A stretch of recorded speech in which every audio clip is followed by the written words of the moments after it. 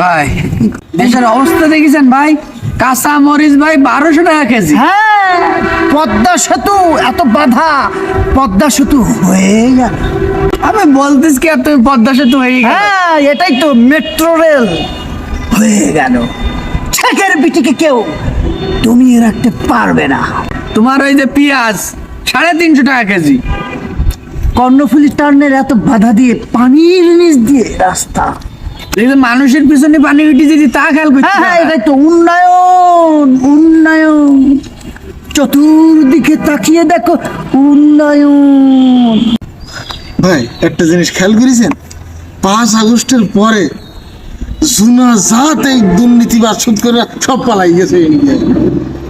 তুই পুলাইনিটা দেখলি? এই ঝালের দাম, কাঁচামরিচের দাম 1200 টাকা হইতেছে, পেঁয়াজের দাম 500 টাকা হইতেছে। করবে কি, খাবে কি, মাটি খেয়ে বাঁচবে।